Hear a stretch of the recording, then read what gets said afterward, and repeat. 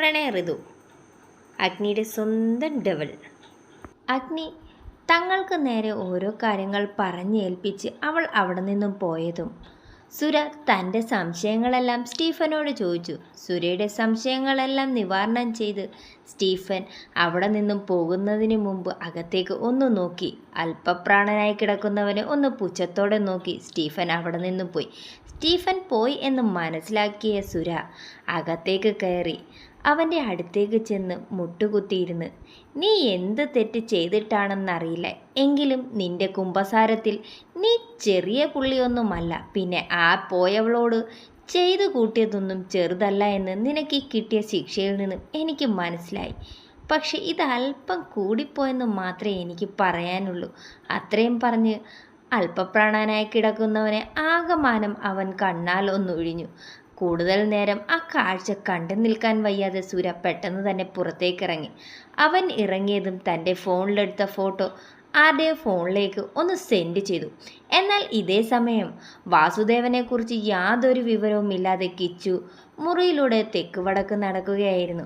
അവൻ്റെ ഈ കാട്ടിക്കൂട്ടലെല്ലാം കണ്ടുകൊണ്ട് അടുത്ത് ബെഡിൽ ചാരി വിച്ചുവും ഇരിപ്പുണ്ട്. അതിന് തൊട്ടടുത്ത് ചേർന്നുള്ള ടേബിളിൽ ലാപ്ടോപ്പ് ഓപ്പൺ ചെയ്ത് തൻ്റെ വർക്കുകൾ ചെയ്തു തീർക്കുന്ന ധൃതിയിലായിരുന്നു ആദി ഇടയ്ക്കിടയ്ക്ക് ഇവരെ രണ്ടുപേരെയും മാറി മാറി നോക്കുന്നുണ്ട്. അവൻ്റെ ചുണ്ടിൽ ഒരു പുച്ഛ ചിരിയും കൂട്ടിനുണ്ട്. അതേസമയം തന്നെ അവൻ്റെ ഫോണിലേക്ക് ഒരു നോട്ടിഫിക്കേഷൻ.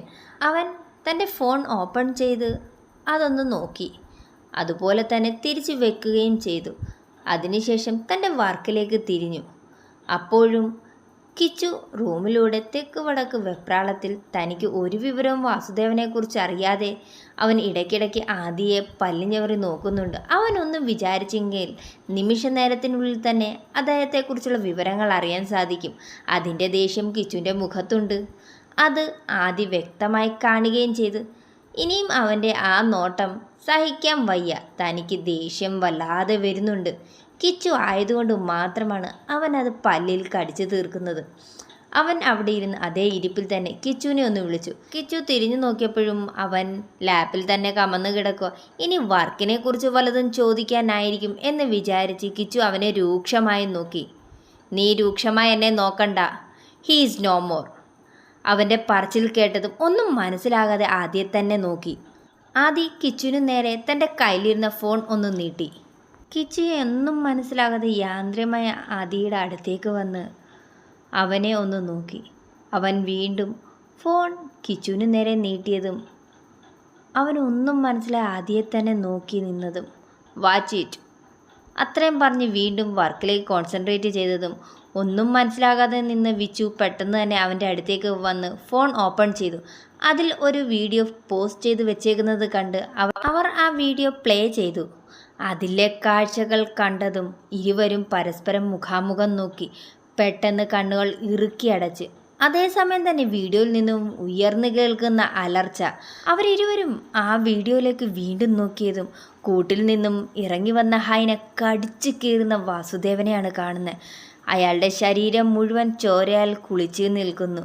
ഈ കാഴ്ചയെല്ലാം കണ്ട് ഇരുവരുടെയും കണ്ണുകൾ ഭയത്താൽ ഒന്ന് വികസിച്ചു. വീഡിയോയിൽ കാണുന്ന ഹൈന ചിത്രങ്ങളിലൂടെയും മറ്റ് സോഷ്യൽ മീഡിയയിലൂടെയും മാത്രം കേട്ടുകേൾവിയുള്ള വംശനാശം സംഭവിച്ചുകൊണ്ടിരിക്കുന്ന ഒരു റെയർ സ്പീഷ്യസാണ് സ്പോട്ടഡ് ഹൈന. അതും വളരെ ഡേഞ്ചർ.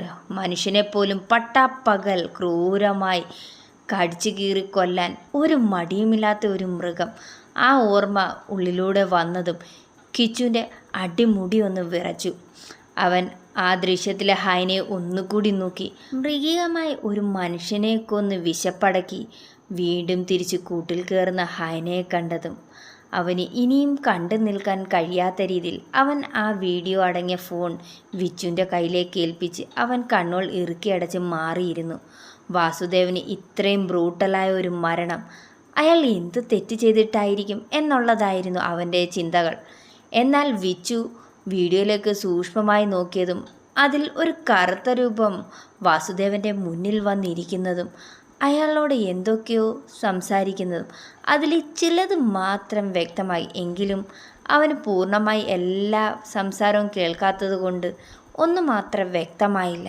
അവൻ ആ വീഡിയോയിലുള്ള കറുത്ത വസ്ത്രധാരിയെ ഒന്നുകൂടി സസൂക്ഷ്മം വീക്ഷിച്ചു. പെട്ടെന്ന് തന്നെ അവൻ്റെ വായിൽ നിന്നും ആ പേര് പുറത്തിയാടി. അഗ്നി. വിച്ചുൻ്റെ വായിൽ നിന്നും പുറത്തേക്ക് വീണ ആ പേര് കേട്ട് വർക്കിൽ കോൺസെൻട്രേറ്റ് ചെയ്തിരുന്ന ആദ്യ വരെ ഒന്ന് സ്റ്റക്കായി. വിച്ചുവിൻ്റെ വായിൽ നിന്നും അറിയാവുന്ന ഒരു വ്യക്തിയുടെ പേര് കേട്ടതും കിച്ചു വിച്ചുവിൻ്റെ അടുത്തേക്ക് വന്ന്, അഗ്നി അതാരാ? അഗ്നിയെക്കുറിച്ച് തനിക്കറിയാവുന്ന കൂടാതെ വിച്ചുവിന് അവൾ പേഴ്സണലി അറിയാം. ഇല്ല എങ്കിൽ ഒരു കറുത്ത മറയിൽ അവളെ ഇത്ര വ്യക്തമായി പെട്ടെന്ന് തിരിച്ചറിയില്ലല്ലോ. അവളെക്കുറിച്ച് കൂടുതൽ വിവരങ്ങൾ അറിയാനായി ആദ്യം കിച്ചു പറയുന്നതിനായി കാതോർത്തു. എന്നാൽ അവർ ഇരുവരും കേൾക്കാൻ ആകാംക്ഷയോടെ കാത്തിരുന്ന ചോദ്യത്തിനുള്ള മറുപടിയല്ലായിരുന്നു വിച്ചുവിൻ്റെ ഭാഗത്തു നിന്നുണ്ടായത്. അത് അഗ്നിയാണോ? അഗ്നിയാണെങ്കിൽ എൻ്റെ പാറു, അവൾ ജീവനോടെ ഉണ്ടോ? ഉണ്ടെങ്കിൽ എവിടെ? വാസുദേവൻ, ഇയാളും എൻ്റെ അഗ്നിയും തമ്മിൽ എന്താ ബന്ധം? ഇയാളെ എന്തിനാ എൻ്റെ മോള് കൊല്ലുന്നത്? അപ്പോൾ എൻ്റെ പാറു?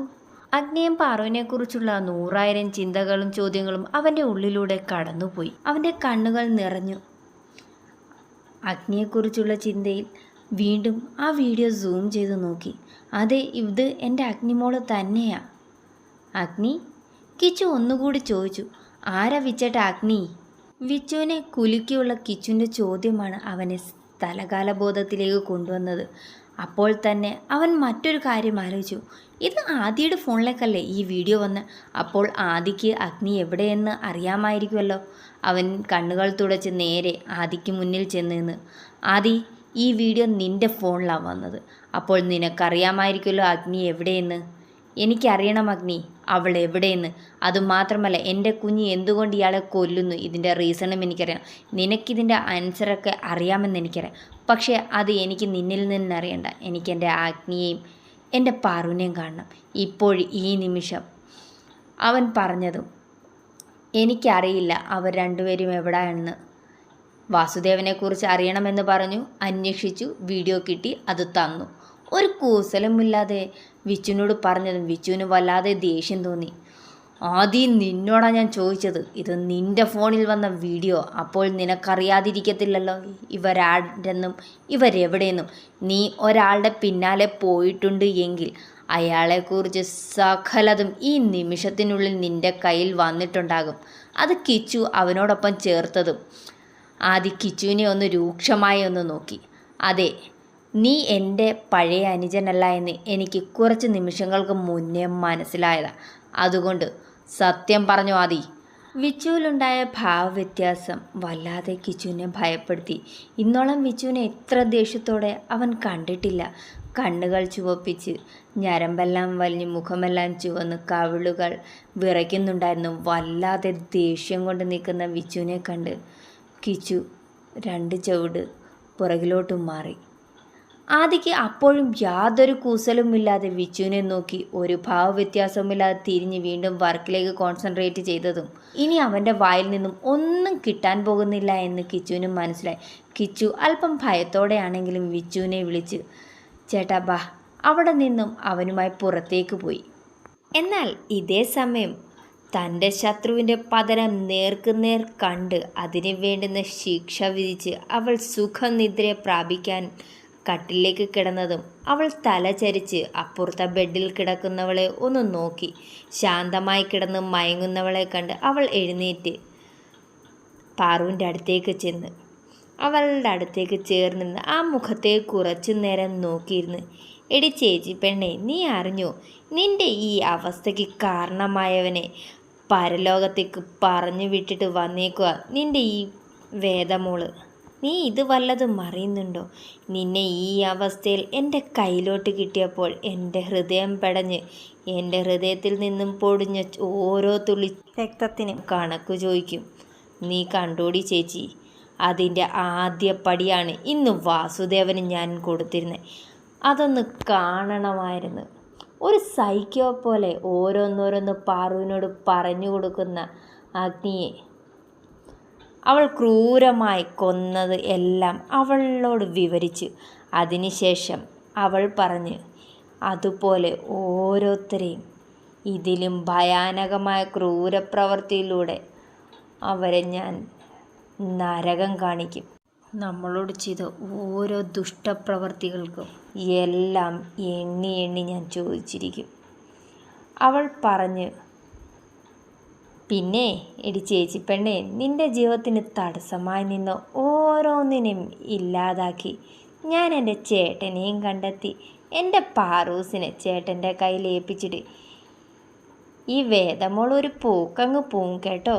പിന്നെ അന്നേരം കണ്ണീരൊഴുക്കി ഒന്നും നിൽക്കരുത് കേട്ടോ എൻ്റെ പാറുപ്പെണ്ണ്. ഈ വേദ ഒരു നശിച്ച ജന്മവാ ചേച്ചി. അതുകൊണ്ട് എൻ്റെ ചേച്ചിയുടെ ജീവിതത്തിൽ ഇനി ഈ വേദ വേണ്ട. ആരുടെ കൂടെ ഈ വേദ ചേർന്നാലും അവരുടെ ജീവിതത്തിൽ നല്ലതൊന്നും സംഭവിക്കത്തില്ല. അങ്ങനെ നല്ലത് വല്ലതും സംഭവിക്കുമായിരുന്നുവെങ്കിൽ എന്നെ ഇങ്ങനെ തനിച്ചാക്കി എൻ്റെ അച്ഛനും അമ്മയും പോകുമോ? എൻ്റെ പാറു ഇത്രത്തോളം അനുഭവിക്കേണ്ടി വരുമായിരുന്നോ? ഇല്ലല്ലോ. അതുകൊണ്ട് എൻ്റെ ചേട്ടനെ എത്രയും പെട്ടെന്ന് കണ്ടെത്തണം. ശത്രുക്കളെ എല്ലാവരെയും ഇല്ലാതാക്കണം. പിന്നെ എൻ്റെ പാറുവും ചേട്ടനും സന്തോഷത്തോടെ ജീവിക്കുന്ന നിങ്ങളുടെ കണ്ണെത്തും ദൂരത്തിരുന്ന് കാണാം എന്ന് ആദ്യം അല്പം തമാശ പോലെയും പിന്നീട് രൗദ്രമായിട്ടും പിന്നീട് അല്പം രസത്തിലും സംസാരിച്ച് അവസാനം സങ്കടത്തിൽ വന്ന് നിർത്തി. അവിടെ നിന്നും തിരിഞ്ഞു പോകുന്നതിന് മുമ്പ് തന്നെ പാറുവിൻ്റെ നെറുകയിൽ അമർത്തി ഒരു മുത്തം കൂടി അവൾ നൽകി തിരിഞ്ഞു നടന്നു. എന്നാൽ അവൾ കണ്ടിരുന്നില്ല പാറുവിൻ്റെ രണ്ട് കണ്ണിൽ നിന്നും കണ്ണുനീർ ഒഴുകിയിറങ്ങുന്നത്. കുറച്ച് നിമിഷങ്ങൾക്ക് മുൻപ് പകൽ മുഴുവൻ കിടന്നുറങ്ങുന്നത് കൊണ്ടാവാം അന്ന് പാറുവിന് രാത്രിയിൽ ഒട്ടും തന്നെ ഉറക്കം വരാതെ തിരിഞ്ഞും മറിഞ്ഞും കിടക്കുക. തൻ്റെ റൂമിൽ വേദയുണ്ട്, എന്തിനാ വേദയെ ശല്യം ചെയ്യുന്നത് എന്ന് കരുതി അവൾ മിണ്ടാതെ അങ്ങനെ തിരിഞ്ഞും മറിഞ്ഞും കിടന്നു. കുറേ സമയത്തിന് ശേഷം ഡോർ ആരോ ഓപ്പൺ ചെയ്ത് അകത്തേക്ക് വരുന്നത് കണ്ട് അവളൊന്ന് ഭയന്നു. അവൾ കണ്ണുകൾ ഇറുക്കി അടച്ച് ഉറങ്ങുന്നത് പോലെ കിടന്നു. എന്നാൽ ബാത്റൂമിൻ്റെ ഡോർ തുറന്നതും അവൾ കണ്ടു വേദയായിരുന്നു അത്. ഇവളിപ്പോൾ പുറത്തുനിന്നും എങ്ങോട്ട് വരുന്നു? അവൾ അതും ഒരു കറുത്ത വസ്ത്രം. ഇവൾ എന്തോ ചെയ്തിട്ട് വരുവാണല്ലോ എന്നൊരു സംശയം പാറുവിനുണ്ടായി. അവൾ വീണ്ടും കണ്ണുകൾ അടച്ച് കിടന്നു. വേദ എന്താണ് ചെയ്യുന്നത്? എത്ര ഇരുട്ടിയിട്ട് വന്ന് കിടന്നാലും തനിക്കൊരു മുത്തം തരാതെ അവൾ പോയി കിടക്കില്ല എന്ന് പാറുവിനറിയാം. അവൾ വേദയുടെ മുത്തത്തിനായിട്ട് കാത്തിരുന്നു. പറഞ്ഞതുപോലെ ബെഡിൽ ചെന്ന് കിടന്നവൾ പെട്ടെന്ന് തന്നെ എഴുന്നേറ്റ് അവളുടെ അടുത്തേക്ക് വന്ന് അവളോട് പിന്നീട് പറഞ്ഞ ഓരോ കാര്യങ്ങളും അക്ഷരാർത്ഥത്തിൽ പാറുവിനെ ഞെട്ടിക്കുന്നതായിരുന്നു. പാറു ഒട്ടും തന്നെ പ്രതീക്ഷിച്ചിരുന്നില്ല താൻ കാരണം തൻ്റെ വേദ ഇത്രത്തോളം മാറി. ഒരു മനുഷ്യനെ ഇത്ര ക്രൂരമായി പീഡനം നൽകി ഇത്ര കഠോരമായ രീതിയിലുള്ള മരണം ഇയാൾക്ക് നൽകിയിട്ടുണ്ടെങ്കിൽ വേദയിലുണ്ടായ മാറ്റം ചെറുതൊന്നുമില്ല എന്ന് ഒരു ഞെട്ടലോടെ പാറു തിരിച്ചറിഞ്ഞു. വേദ ഇത്രത്തോളം ക്രൂരമായ കാര്യങ്ങൾ ചെയ്തതെന്നറിഞ്ഞതും അവളുടെ കണ്ണുകൾ അറിയാതെ തന്നെ നിറഞ്ഞൊഴുകാൻ തുടങ്ങി. ആ നിമിഷം തന്നെ അവൾ ഒന്നുറപ്പിച്ചിരുന്നു, ഇനി എന്ത് വന്നിട്ടാലും ഈ ബെഡിൽ നിന്നും എത്രയും പെട്ടെന്ന് തന്നെ എഴുന്നേൽക്കണം. ഇല്ല എങ്കിൽ ഇനിയും ഒരുപാട് കൊലപാതകങ്ങൾ തൻ്റെ പാറുവിനു വേണ്ടി വേദ ചെയ്യും. അതും ഒരു ദയാദാക്ഷിണ്യമില്ലാതെ തന്നെ അവൾ ചെയ്തു കൂട്ടും എന്നറിയാം. അത് മനസ്സിലുറപ്പിച്ച് ഇനി ഒരു കാരണവശാലും ഒരാളുടെ ജീവൻ പോലും എടുക്കാൻ വേദയ്ക്ക് ഇടം നൽകില്ല എന്ന് പാറു ആ നിമിഷം തന്നെ ഉറപ്പിച്ചിരുന്നു. ഇനി അതിനുള്ള ദിവസങ്ങളാണ് പാറുവിന്. ഇനി അഹോരാത്രം പ്രയത്നിച്ചാൽ മാത്രമേ തനിക്ക് ബെഡിൽ നിന്നും തൻ്റെ ശരീരത്തിൻ്റെ പൂർണ്ണ ചലനവും കിട്ടൂ എന്ന് അവൾക്കറിയാമായിരുന്നു. അതിനി എന്ത് കഷ്ടതകളും എന്ത് വേദനയും സഹിക്കാൻ പാറുവിൻ്റെ മനസ്സ് ആ നിമിഷത്തിനുള്ളിൽ തന്നെ കല്ലായി കഴിഞ്ഞിരുന്നു. വേദയെ ഇനി ഒരു തെറ്റും ചെയ്യാൻ അവൾ വിടില്ല എന്ന് തന്നെയായിരുന്നു. എന്നാൽ ആ പാവം പാറു അറിഞ്ഞിരുന്നില്ല വേദ വന്നു കിടക്കുന്നത് തൻ്റെ ശത്രുക്കൾക്കുള്ള എല്ലാ കെണികളും ഉറപ്പിച്ച് ഇനി അടുത്തിരെ വേട്ടയാടാനുള്ള വല വരെ വിരിച്ചിട്ടാണ് അവൾ സമാധാനമായി കിടന്നുറങ്ങുന്നതെന്ന്.